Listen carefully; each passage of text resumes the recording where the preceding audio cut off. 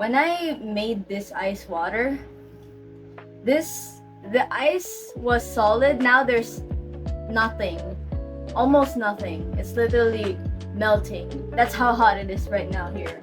It's literally 36 degrees right now here in the Philippines. And if you Americans don't know how much that is in Fahrenheit, there you go. Yeah, it's so hot right now, and it's seriously, for you guys in the Philippines right now, stay hydrated, guys. We do not want to cause any health problems right now. Stay hydrated. Grab a ice cold beverage, and yeah, enjoy this video.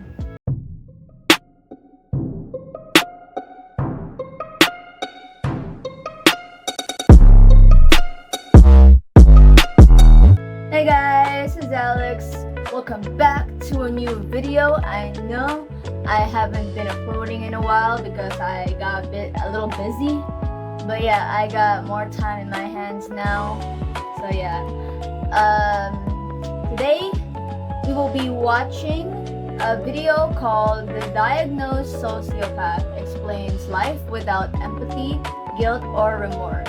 Honesty Box from Lad Bible Stories. So yeah, if you guys know me personally, you guys know that I am the exact opposite. I am an empath. I feel a lot of emotions. I thought it might be interesting for me as an empath to react to this kind of video. So yeah, if you guys are interested in this kind of video, then keep watching. Alright, let's start this video. So cats. And I'm going to be specific there, not cats. There are things I've done in my childhood, but never to cats. Damn. I'm Kanika, the diagnosed sociopath, and I'm here to answer questions from the Honesty Box. What is your personal definition of a sociopath? Well, okay, not gonna lie, just aside from the fact that she's a sociopath, she's really pretty though. Not really saying anything bad about, but yeah, let's not hate on her. By the way, guys, this is gonna be solely my opinion. You guys also have your opinion, so yeah. Anyways, let's continue. to me, a sociopath is someone who has been diagnosed with antisocial personality disorder and has specific antisocial behaviors. I would say a sociopath is someone who does not have empathy, who does not have remorse, and doesn't have guilt. I personally don't think that there's any room in society for guilt because it's just a useless emotion. And the clinical diagnosis, does that differ from... Okay, I'm gonna pause right there. Okay, so for people who don't think that guilt is a useful emotion, it's not a useless emotion. For me, it's a very useful emotion because if you don't feel guilt, you don't know or you don't recognize when you have actually done something wrong or made a mistake. Because guilt is that the feeling we feel that we know ourselves that we might have done something wrong, and if we feel guilty about something, it'll be a lot better for us to work with that and in the future avoid doing that so that we don't feel that the same thing anymore. We don't cause the same mistakes. So yeah, let's keep going. Sociopathy is not a medical term. So when people talk about it, it's usually informal. I know I use it informally. It doesn't have it is not in the DSM. You need to be diagnosed with antisocial personality disorder, which is characterized by a lack of empathy, guilt, and remorse. A lot of people claim to be sociopaths and they think, oh, I've done bad things before. Am I a sociopath? And the answer is no. Most of you still have empathy, guilt, and remorse, and what people like to call it conscience. We don't have that. Damn. Are you born a sociopath? Imagine not having conscience. So I'm in the firm belief that anyone with factor 1 traits, which is the callousness, the grandiosity, the glibness, the charm, that's all born. You're born with that. And that's where the distinction comes in between sociopathy and psychopathy. So psychopathy is based on the Hare checklist, which is the work. Okay, but like you can literally tell that she's a sociopath. Like if you look at her eyes, there's no emotion or no soul whatsoever in those eyes. Their eyes literally have no soul in them. It's honestly kind of scary. And yeah, like it's really true when people say that our eyes are the windows to our soul, because it is so true. Your eyes hold a lot of emotion. If like if you say that you're just fine, but your eyes say that you're not, so yeah, you're like literally your eyes speak for you. And for sociopaths, their eyes have like no soul or no emotion. Anyways, let's keep watching. Of a clinical psychologist who is Canadian. And so there's a lot of traits that can be ascribed to factor 1 versus factor 2. So factor 1 is when you don't commit like crimes out of passion. You don't react out of heat, out of anger in the moment. You react out of coldness and a long calculated strategy. And that's what I believe I have. The thing is I'm not impulsive and reckless. I am when it comes to adventures. I am not when it comes to revenge and plots. I can spend a year, 2 years working on a plot to get back at somebody. I do not get into fistfights. I do not get aggressive. I do not do things that will cost me my freedom, my life, and my social circle. How can you spot a sociopath?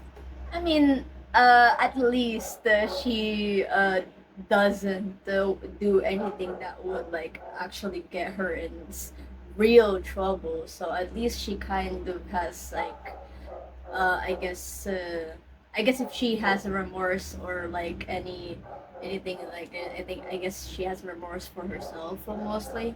So I guess at least she knows that she has to, of course, like think about that, and if it costs her freedom, then yeah, she can't really like attack anyone, uh, like physically. Yeah. Anyways, like for me, for when people do wrong things to me, like recently, like I think like this last year, if you guys have watched my video, the one that where I talked about burnout and uh, like yeah, burnouts and feeling very worn out. But yeah, it's right in this video and it's on my other channel. Yeah, anyways, um, yeah, literally caught somebody off of my life because they were pretty toxic to me. And honestly, that wasn't easy for me to do. And I guess we will see here in this video how sociopaths handle people who had done wrong with them. But yeah, let's continue the video. Sorry if I'm The kind funny of thing talking. is, people think sociopaths are going to be scary in person, that they're, there's a distinction between them and other people. I The mean, truth yeah, is, of there really course. isn't. What I notice in a fellow sociopath is the eyes. The eyes are pretty soulless. If you see me get angry, you will see my eyes become soulless. But I personally, I mean, they're literally soulless right now, girl. teach myself how to blink more often because I was freaking people out. And so that's something that you will notice, the ability to hold eye contact for as long as possible. Usually because we don't have the same stress response as other people, we're also very calm in tough situations, and we're calm when we even get like almost hit by a car, like I was the other day. My heart rate did not go up at all. So when you notice someone who is exceptionally calm, exceptionally good. Okay, hold on, pause that. Okay, not reacting at all when you almost got hit by a car. Oh my gosh! Like, okay, a very long story short. Back then, I don't know when that was, but like it's been a long time. But there was a point in my life where I almost got hit by a motorcycle, and I was scared. And like what happened was I was crossing the road to my aunt's house. I was holding two packets of noodles that I just bought from the convenience store.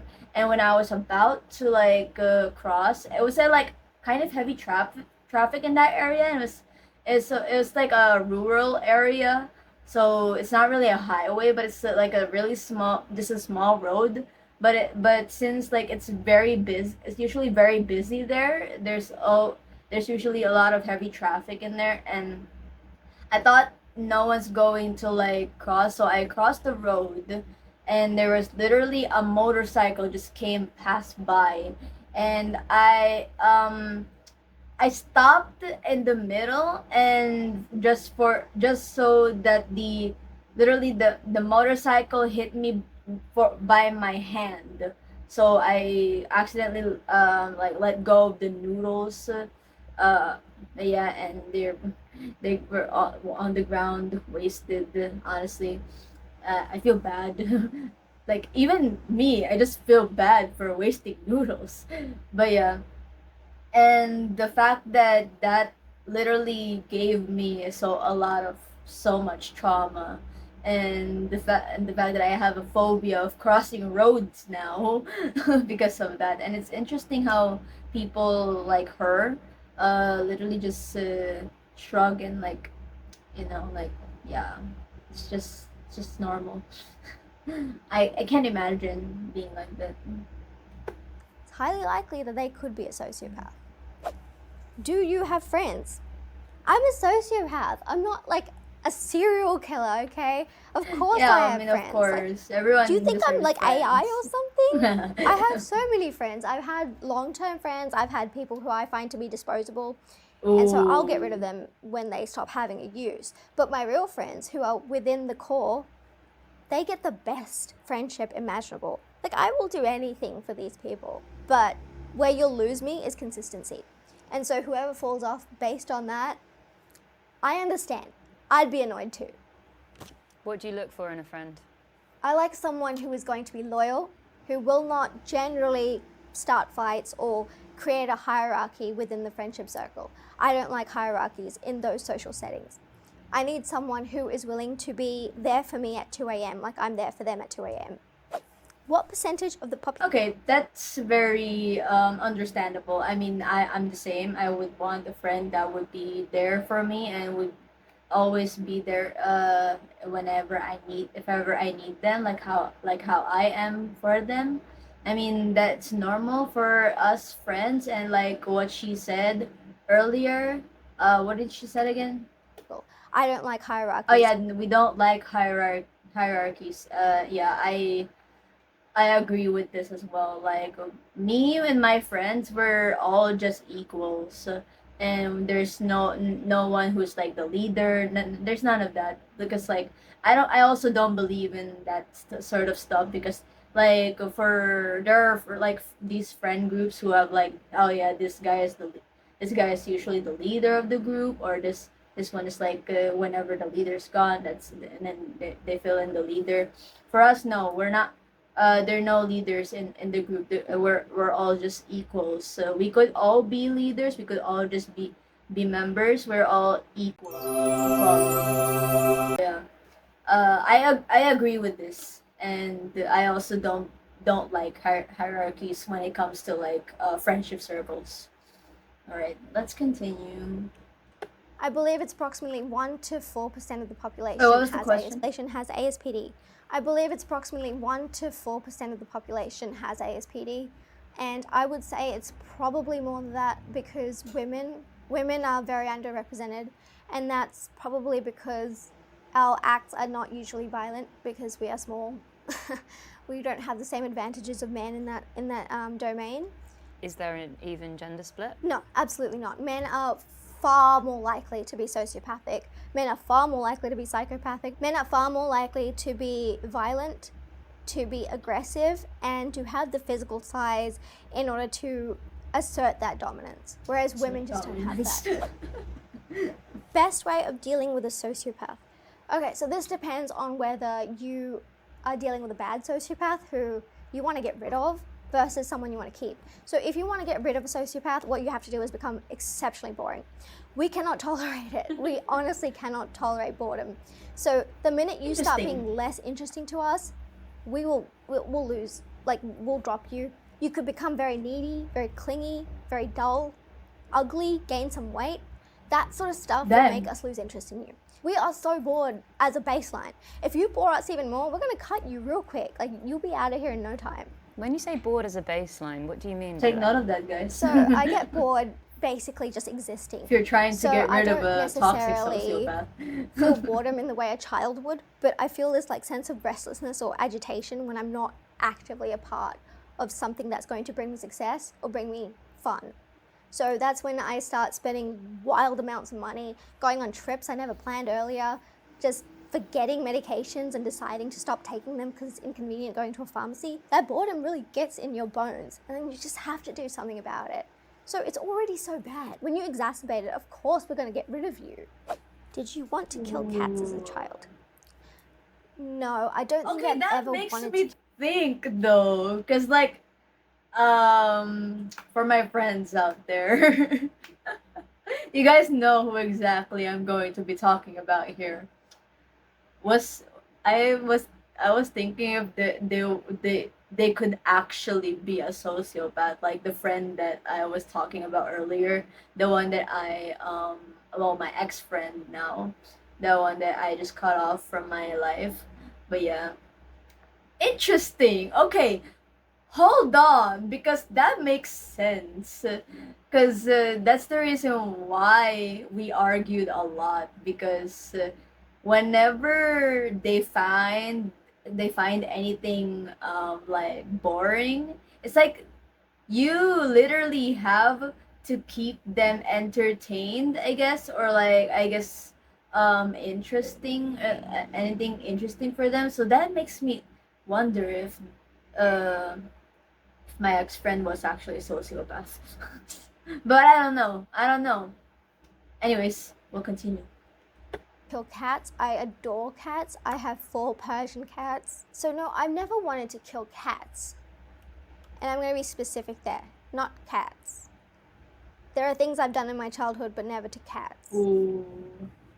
Damn. Do you want to elaborate or no?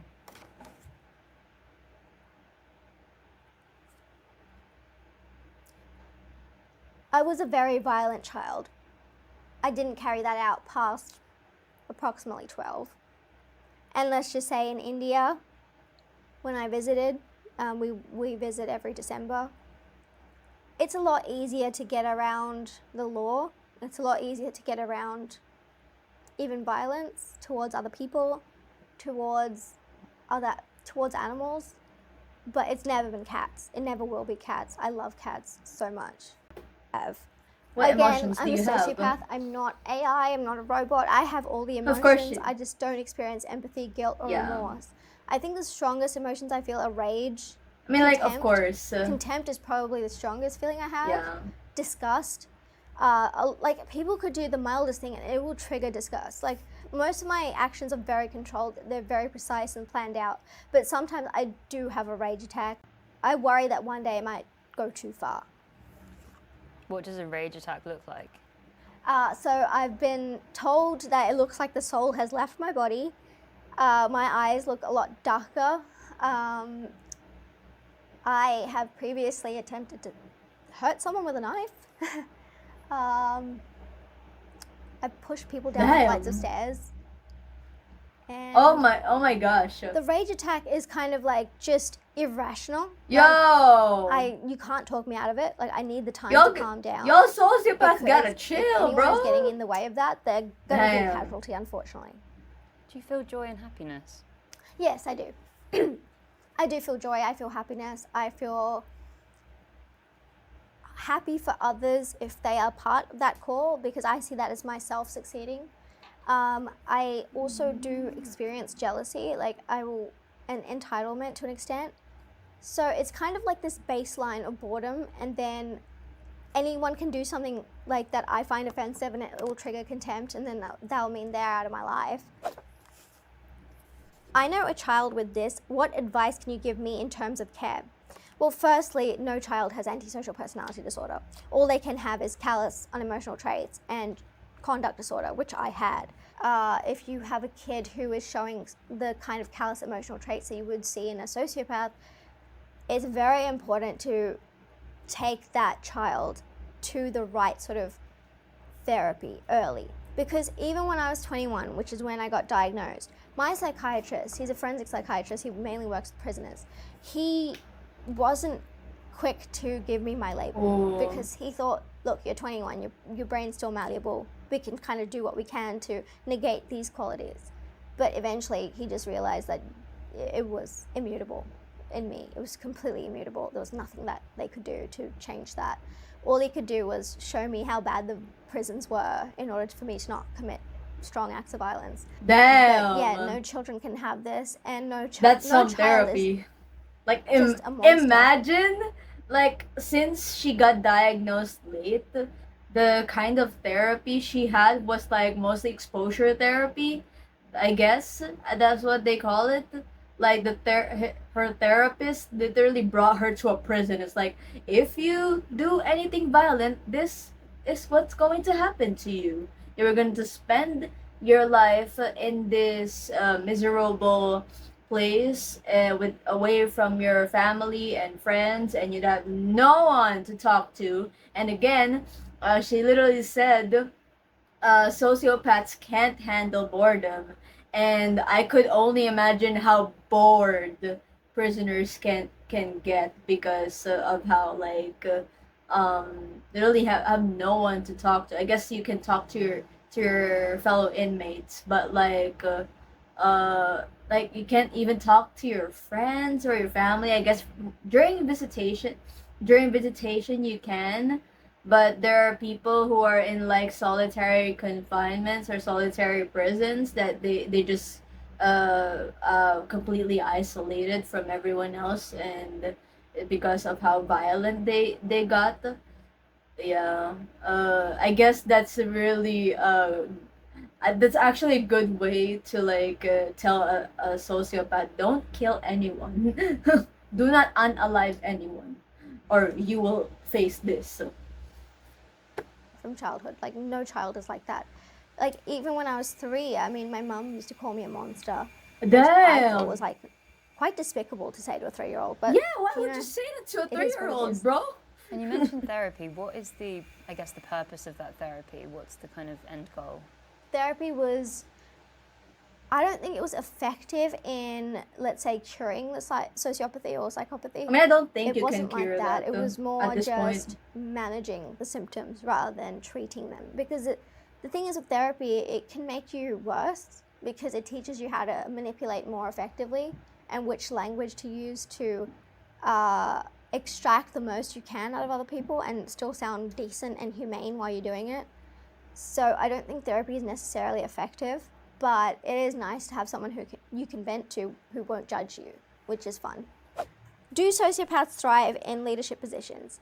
Yes, we do. I did exceptionally well in leadership positions, in politics, in finance. It's exactly what we were born to do. Like, we are born to rule, I believe, because we are not encumbered by like the ills of society, the societal norms. We don't have to follow those. And when we're given power, we use it properly. And we create the most successful businesses. We lead people far better than other people can lead people. We can make the decisions that would cripple empaths. Like, we are able to do things that will create profits no matter whose neck we have to step on. And that's really what you need in these positions. And I think also it's a constructive way to use what our nature gave us. Do you think a lot of world leaders are sociopaths or psychopaths? Oh, 100%, 100%. I do think a lot of politicians are, honestly. So let me just say, a lot of world leaders. My fellow are Filipinos, very you guys sociopathic, know if what not exactly full-blown I'm talking antisocial about right personality now. disorder. What stops Like, you from literally, right now, if you guys are from the Philippines, you guys know how really effed up the government for us right now is because of how bad the corruption is. And yeah, I really think that a lot of our politicians are sociopaths, and I don't really agree that that only sociopaths can be good leaders.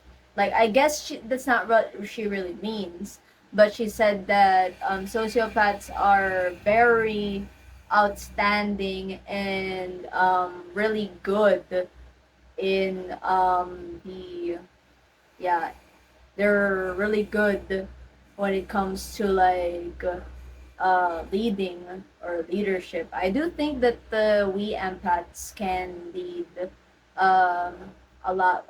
Also, if not a lot better, like just as good as sociopaths could, because I feel like if we lead, if we actually like know what to like say to people, or if we recognize what our team needs, we could do a lot to help anyone. So I think it really depends on the person, but yeah, I do think for empaths out there, I if you guys are pursuing in kind of a like a leadership role, you guys just continue, and I do believe that we could we could contribute a lot in society, and it's not just sociopaths. Anyways, let's continue. Acting out when someone like Bundy didn't. So Bundy had the privilege of existing in the 1970s when surveillance wasn't a thing, and we didn't have Uber, we didn't have Facebook, we didn't have Meta like tracking our every movement. When the police didn't understand how DNA Literally, worked. she called it a privilege. That Bundy had the privilege of not having people watching him when he was doing all those bad crimes. Then this is just let's just continue. I have no comment. That was something that Bundy was very, very privileged to have. Unfortunately, now one thing is I don't have the size advantage. Like, I would have to do something very stealthy if I'm trying to get rid of somebody, whereas a man can use physical strength to overpower somebody. Which I think Bundy was just, he had the freedom to do it, he had the motive to do it. That was the only thing that really gave him joy. Whereas I can get joy out of other domains, even if it means like toning down my sadism. I can still get joy from other things that I do, which I think the ones who are very violent and it's tied to their sexuality, it's kind of like they go to a certain level and they just can't come back. And so I always try to understand where that threshold is for me and understand that if I go past that, I'm going to throw my entire life away. And I can throw minor things away. Like, I can throw away a year or like 2. But if I commit an act of brutality, there's like a 99% chance I will get caught because I'd be sloppy.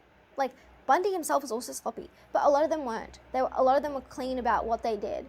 And even if they weren't, like, no one was going to catch them. Whereas for me, I'd get caught real quick. So I don't have that luxury, I don't have the strength luxury, and I don't have the ability to spend a long time incarcerated. And I understand where my threshold is, and clearly a lot of these people didn't, especially Bundy. Do you think what he did was wrong? Yes, I do think what he did was wrong. I do think he deserved the death penalty, and I do think he could have never been rehabilitated. I believe that he would Okay, have at least she knows that. Ted took such joy in taking people's lives. Yeah, he said that he felt like God when he did it. So there's no fixing that, unfortunately. If She's sociopaths, very right. And also, it kind of scares me how she literally talked about like if they had literally had the privilege or literally the luxury of having like I guess freedom to do that, because these people got like literally back then in the 1970s, during when Bundy was doing all those but like literally hideous crimes that he did, like like the fact that back then, well, we didn't have like surveillance cameras or like anything tracking our search history or browsing history, or like AIs that keep track or monitor our every move.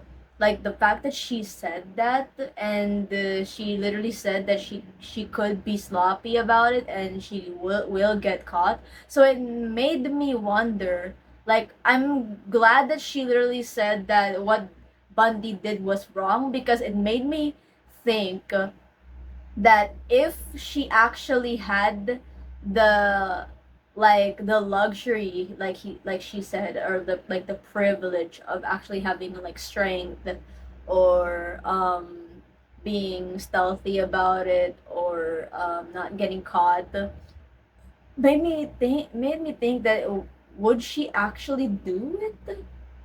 And the fact that she literally said that she almost someone with a knife and pushed someone in the stairs, like literally, I can't imagine. And yeah, she literally saved herself when she said that she believes that but what Bundy did was wrong. So yeah, she saved herself from any like criticism from that. But like, oh my gosh, like I maybe really think that she would actually do it. What if she had that privilege that she said? Ran the world, what would get better? Our transport systems, they'd be a lot faster. We would get to where we need to be because we have to backstab some people on time. We would be excellent surgeons, so hospitals would be of the highest quality if you could afford to go, because we just want to have material gain. We want to have material gain, we want to have social dominance, and we want to live in a world that worships the kind of people that we are. So we would create the most efficient but heartless city and country if we were in charge. Do you think humanity would survive if everyone was a sociopath? Yes, I think it would be a very productive society. It would be very streamlined.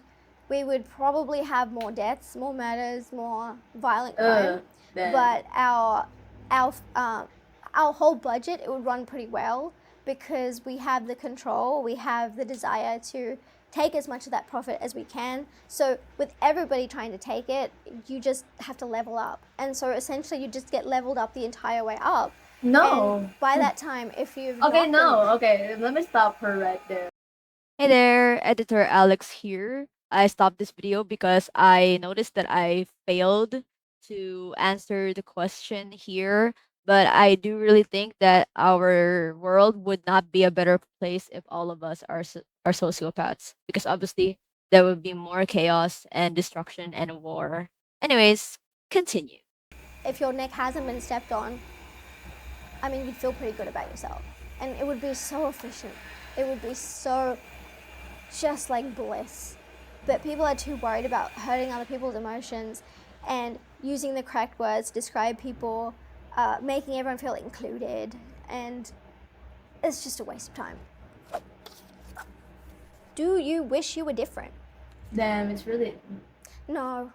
No, I like my life. I like who I am. I like how I can do things that other people would be scared to do. I like that I take risks. I like that I'm able to find connection with people in a way that they find meaningful. I'm glad that I don't have to worry about rejection, anxiety, abandonment. I just don't care. I don't give a fuck. I'm gonna be real. I don't give a fuck about losing people. If someone is offended by something that I do, all right, piss off. Sayonara. I don't care. If someone thinks that the random Japanese. that I need them to live, I will cut you off. Like I managed to cut off siblings who I lived in the same room, same house with. Like literally, Damn. I didn't talk to my brother for about 2 years, and we lived in the same house. So it's Damn. it's very freeing, and I appreciate that. I appreciate not being hung up on guilt and feeling shitty about situations I can't change. I only think of the present. I don't think about the past. I don't think about the future. I live life properly.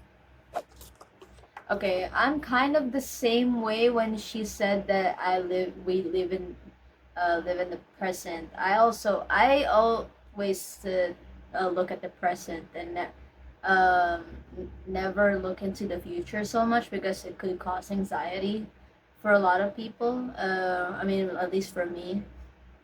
And I also don't cry uh, about what I did in the past. I'm an empath, I swear, but I also mostly live in the present, and I do believe that. But the fact that she said that she's thankful that she doesn't have to like feel any remorse or guilt or any sort of like abandonment or like yeah. I guess for her it's a privilege again for not feeling those emotions, but although for me I really think that it's okay. It's really literally okay. There's nothing wrong with feeling guilt or remorse or empath because you actually recognize when you hurt someone or you actually did something wrong. Again, guilt is not useless and it actually is useful. And the like for example, if you actually hurt someone, if you feel guilty about it, then it's a sign of humility and being able to actually make things better in the future and by not doing that anymore. But for people like this, if they don't feel any sort of like remorse or guilt or anything whenever they do something wrong, I don't think they will actually would actually learn or absorb that they might have hurt someone or if they might have um, yeah offended someone and they wouldn't like own up to their mistakes and they wouldn't like yeah feel bad about it and yeah yeah it's really it's not a bad thing for us to feel guilt, okay. Have you ever been in love? I've been in love twice. I'm in love now. I think for me, love is an act, it's not a feeling. I will Pretty much is a appreciate feeling someone's as value well. in my life and I will decide to love them. I will do whatever's in their best interest because I see them as an extension of myself and I would never want myself to be harmed. So if anyone with me is, attacked or bullied or treated poorly by anybody, I will be there no matter what. And yes, I would risk prison for them because if someone's going to harm them, then I would rather neutralize that and then go to prison than allow that torment to continue. So in terms of romantic love, I think my loyalty is second to none. And if I've decided to be in a relationship with you, I will put you above all else. And I will every single day love you as an action. And I don't just do flowery words. Like, I will go out and do the exact things that make that person happy. And I think it's a more effective way to love than empaths. Can two sociopaths be in a relationship? Okay, Yes. I'm kind of offended by that. I'm an empath and I'm kind of in a yeah, I'm in a relationship, but yeah, oh my gosh, I'm kind of offended by the fact that she said that it's a better way to love. I mean, for me, I also my love language is also by action. I show my love because I suck at words. Okay, I'm not the best at talking because I'm kind of in the spectrum. So yeah, I struggle with my words sometimes, and I'm not really good at expressing my emotions. So for the people I love, the people that I care for, and also to you, my special babu. Yeah. Uh, if you're watching right now, yeah. But yeah, the fact that she said that, and for me, like for people that I love, I always uh, show my love by I think mostly gifts and also being there for them. like just being there for them whenever they need me. And of course, I mean, there are times that I could actually be good at like comforting someone. I try my best to always comfort someone and tell.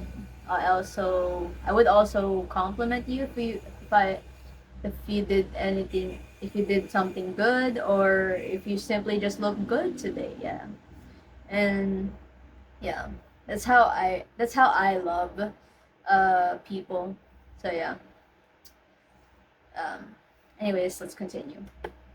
Two sociopaths actually could be in a relationship, but they would be uh, in a power struggle constantly and like trying to outplay each other. Yeah, I don't think that would be or they a could become really notorious criminals. good. I don't. It's kind I of think like it would one be of a two options. pretty toxic Bonnie and relationship Clyde. too. Bonnie and Clyde. Yeah. How manipulative are you? I am the most manipulative person you will ever meet. Like I am Then so good at it. I don't mean to boast, but like my manipulations are so fantastic, and I can lie better than I would say anybody. I would pass a lie detector test so easily. The lies are what makes the sociopath. The lies are the lies are the only things keeping us going. Okay? We are so good at lying. That's like our number one like hobby, our number one skill. Lying is like it's like breathing oxygen. Because it's not a lie if you believe it. she would be Life very is good at Among Us. Like games like Among Us or Mafia. Oh my gosh, she would ace those games, bro. No, unfortunately, I have been honest. As goes with the territory, I was informed that I need to answer honestly. Alright, that is all for the video. I hope you guys like that. Yeah. Let me know what you guys think what do you guys think about this video. And yeah, I do really think that us empaths we're also amazing human beings, and I love how we could literally can instantly connect with the people that we love, that we care, because like especially when they're struggling, we can feel how they feel, and it would help us more. Like it would help us a lot to help them in these situations, because if we feel what they feel, then we know how to handle it exactly, like perfectly, actually. But yeah, I don't mean to disregard any sociopaths out there. Just of course, if you're not hurting anyone, or if you're not stepping on people's lives, then yeah, just stay cool, guys. But yeah, anyways, I hope you guys like this video. Please like and comment down below what you guys think, and subscribe to this channel and hit that post notification bell so that you get notified whenever I upload a new video. Alright, I'll see you guys on the next one. Bye! Hey guys, I hope you liked that video, and if you did, please smash that like button, subscribe to this channel, and ting that notification bell so that you get notified whenever I upload a new video. You guys might also want to check out my new art channel here on YouTube. I made a new art channel since I made my old art channel into a blog channel now. So yeah, I made a new art channel where I will be posting a lot of art videos. Yeah, I said the word channel a lot, don't I? But yeah, anyways, you guys also might want to follow me on my other social media, like my Instagram, my Facebook art page, and my TikTok. Yeah, I'll put them all in the link, the description down below if you guys want to see me do some random shit. But yeah, if you guys are interested, yeah, be sure to check them out. And I'll see you guys on the next one. Bye.